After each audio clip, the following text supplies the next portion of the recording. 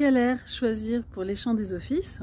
La question se pose parce que les airs sont ceux qui nous portent, ceux qui nous rappellent notre enfance, ceux qui nous permettent de chanter ensemble et de donner de la puissance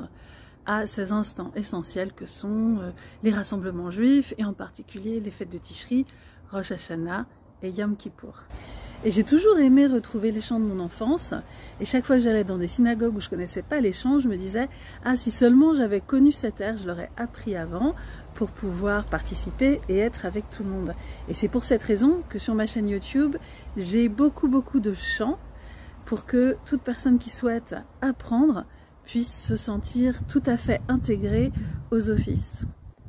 Mais d'un autre côté, on n'a pas toujours le temps d'apprendre ou de réviser, et peut-être qu'on est avec des petits-enfants ou des personnes qui ne connaissent pas, on veut qu'elles se sentent bien et qu'elles se sentent accueillies. Et c'est pour cette raison que j'ai introduit depuis les tout débuts de ma carrière rabbinique des airs très faciles à suivre et à chanter. Je crois que le premier c'était en Israël quand j'ai fait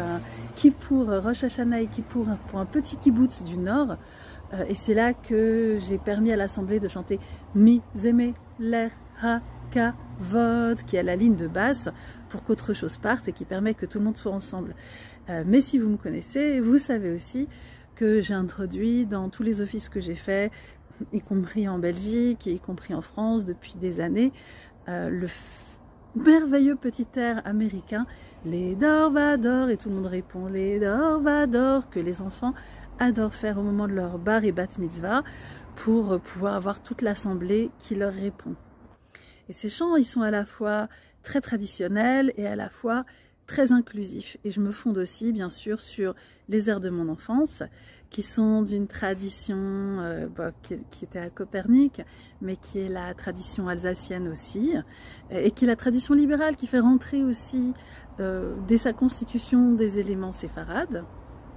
J'ai énormément appris dans ma jeunesse à Dat Shalom avant de faire mes études rabbiniques, donc il y a aussi pas mal d'air de là-bas. Si vous avez fait des offices avec moi, vous ne le savez pas forcément, mais toute la Hamida de Rosh Hashanah et Kippour est fondée sur des airs communs. Ceci dit, me connaissant, vous imaginez que pour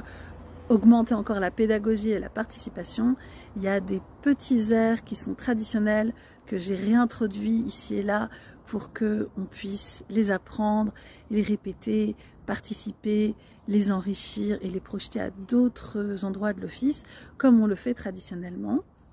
Car effectivement, que ce soit en Israël, aux États-Unis et parfois en France, dans les mouvements orthodoxes comme dans les mouvements libéraux, on aime créer aussi